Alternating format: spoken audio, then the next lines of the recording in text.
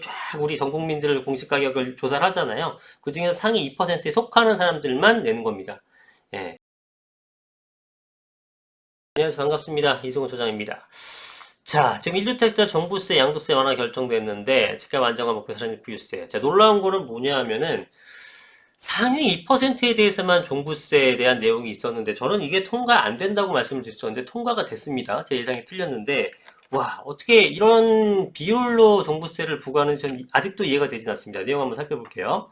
자, 종부세 부과 기준이 현재 공시가 9억 원이었잖아요. 이제 요거를 금액이 아니라 상위 2%. 그러니까 이제는 공시가격을 쫙 우리 전 국민들을 공시가격을 조사를 하잖아요. 그 중에서 상위 2%에 속하는 사람들만 내는 겁니다. 예, 2.1%에 속했다. 꿀이죠. 1.9에 속했다. 굉장히 억울할 겁니다. 그래서 두 개의 차이가 사실 얼마나 되겠습니까? 그죠? 1.99와 2.01이 사실 집값에 무슨 차이가 있겠어요. 근데 한 사람은 많은 세금을 부과가 되고 한 사람은 전혀 내지 않는다는 이런 형태가 되는 거겠죠. 그래서 제가 이거에 대해서 부작용이 어떤 게 나타날까 말씀드렸을 때 대충 계산해보면 알잖아요. 지금 현재 11억 원 선으로 나타나 있는데 대략 우리가 상위 몇 퍼센트 정도라는 걸 알게 되게 되면 또 사람들도 많이 알게 되면은 당연히 상위 1, 2%는 가격이 좀 주춤하게 될 거지만 한 5에서 10%에 있는 애들은 가격이 잘 오르지 않겠습니까? 누가 봐도 상위 클래스에 있는 아파트인데 종부세는 안 내. 그러면 이런 것들이 오히려 풍선 효과가 일어나겠죠.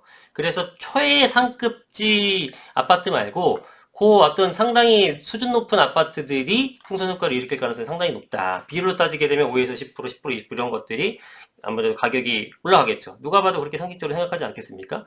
그런 것들이고 일단 양도세 부분은 우리가 9억 원 1주택자 같은 것은 조건만 채우게 되면은 9억 원까지는 비과세를 해줍니다. 그리고 9억에 초과되는 것들은 안분 비율 계산해가지고 이제 일부 부과가 되는 것들인데 1주택이라 하더라도 그 비율이 이제 9억 원에서 12억 원으로 상향됐어요. 이거는 통과된다는 얘기가 대다수였기 때문에 당연히 이제 예상대로 됐던 부분이고. 자, 문제는 이거는 긍정적인 영향을 끼칠 것 같은데 상위 2% 부과되는 종부세가 좀 생뚱맞다. 이런 지금 의견이 많습니다. 정부의 정책 방향성이 길을 잃고 종부세 본연의 근거와 목표가 흐려진다. 정책 방향이 무엇이냐고 묻지 않을 수가 없다.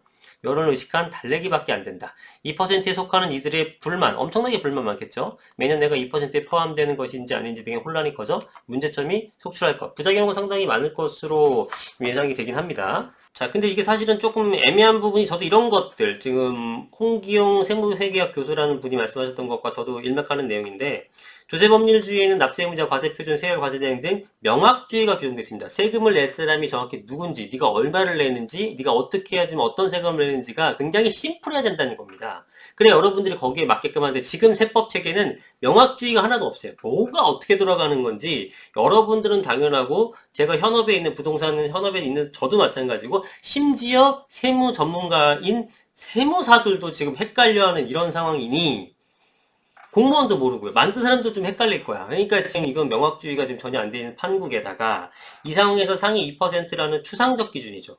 누가 낼지 모르는 거죠. 금액이 얼마 이런 것도 아니고 2%라고 하면은 내가 몇 퍼센트 어떻게 합니까? 명확하지 않은 거죠.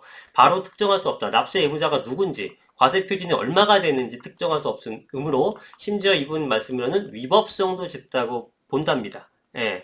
그래서 이런 것들이 향후에 어떤 또 여파로 남을지 한번 봐야 될 것 같아요. 양도세에 대해서는 실효가 크지 않을 것이 지배적이다. 그래서 어쨌든 9억에서 12억으로 해준 조치는 나쁘지 않다고 보는데 문제는 더 중요한 건 뭡니까? 세율이에요, 세율. 예. 세율을 옮기지 않게 되면 왜냐하면 지금 이렇게 하는 조치들이 다 뭡니까? 정말로 집값 안정화를 위한 모든 조치들이잖아요. 근데 집값 안정화가 되려 그러면은 세율 9억에서 12억으로 올라가서 1주택자들이 잘 팔 수 있게 하는 그런 부분 물론 중요하지만 그것과 더불어서 다주택자들이 물건을 내놓게 하는 형태가 되는 거잖아요. 다주택자들이 물건을 내놓으려고 그러면 세율을 낮춰줘야 되는 거지. 이거는 지금 다주택자랑 전혀 상관없는 제도입니다. 왜냐면 이거 1주택자 양도세 비과세 기준이거든요. 그럼 뭡니까? 다주택자들은 여전히 집을 내놓지 않는다는 겁니다. 여기다가 종부세도 사실상 냈었다고 제가 본 것 같은데 상당수 그 종부세가 많던 크게 냈던 분들이 이제 2%만 내는 걸로 바뀌었으니까 안 내게 되잖아요. 그럼 좀 더 보유할 힘을 가졌죠. 양도세율은 여전히 높죠. 그러니까 어떻게 되니까 매물 잠김 현상이 더더욱 심하게 되는 겁니다. 그리고 이제 며칠 뒤에 또 다른 기사를 보여드리겠지만 재개발 재건축 같은 것들 규제를 하게 됩니다. 그럼 어떻게 됩니까? 기존의 아파트에 대해서 더 쏠림 현상이 생기게 되죠.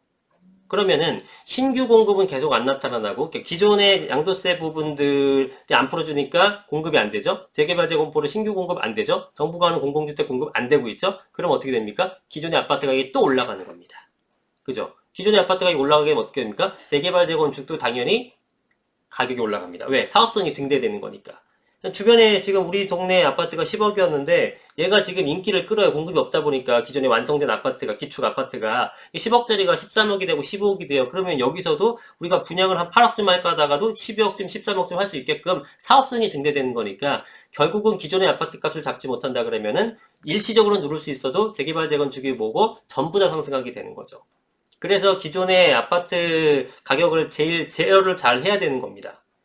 아파트 값을 제어를 잘하면 빌라 같은 것도 당연히 제어가 되는 거예요. 아파트 값이 제어가 안 돼서 올라가게 되면 당연히 단독주택이라든가 빌라가 대체제니까 그것도 올라가는 거고. 그래서 지금 기존에 있는 아파트 가격을 잡는 것이 가장 우선시 되는 건데 그렇게 하기 위해서는 양도세 세율을 풀어주는 게 가장 좋은 방법이었는데 일시적이건 어쨌든 간에 그거는 지금 묻지 않은 상태에서 다른 것들만 하고 있다. 특히나 종부세 2%로 바뀌어서 사실상 종부세를 안 내는 분들이 많아졌기 때문에 더 보유하심이 강해져서 집값 잡는 데는 전혀 의미가 없는 것들을 지금 이번에 법안에 통과시킨 겁니다. 어쨌든 이걸로 인해서 좋아하는 사람들도 있죠. 뭐 마포구의 공시가 9억 원대, 공시가 9억 원대는 땡큐죠. 그죠? 땡큐죠 당연히. 예, 종부세 대상에서도 완화가 되고 만약에 1주택이라고 한다면은 상당 부분 또 세금도 줄어들게 될 거고 환영하지 않는 이유가 없는 거죠. 예, 근데 사실 또 1주택자들은 투기라고 볼 수는 없잖아요. 그러니까 이런 정책도 필요합니다. 거기에 이 자체가 잘못됐다는 건 아닌데 양도세 완화해줬다는 건 잘못됐다는 건 아닌데 이거 플러스 세율을 좀 완화시켜줄 필요가 있었다라는 거죠. 투기 목적이 아닌 실거주 목적으로 내 집 마련하는 입장에서 종부세 부과는 매우 부담스럽게 느껴졌는데 이번 결정은 매우 환영한다. 반면에 강남의 주택 보유하고 있는 사람은 상위 2%에 포함될 가능성이 높죠. 그러니까 여전히 좀 싫다 이렇게 주장하는 분들도 많은 겁니다.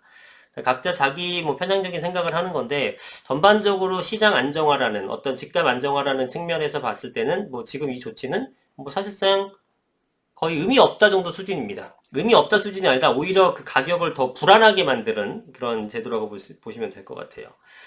자, 집값이 여러분들 하반기에 더 상승한다고 제가 강조 드렸었고 상저하고라고 제가 말씀드렸잖아요. 상반기 상승한 것보다 하반기에 더 많이 오를 것이라 말씀드렸는데 한번 보세요. 지금 하는 이 행태들을 보니까 오히려 거기다가 불을 더 붙이고 있는 입장인 겁니다.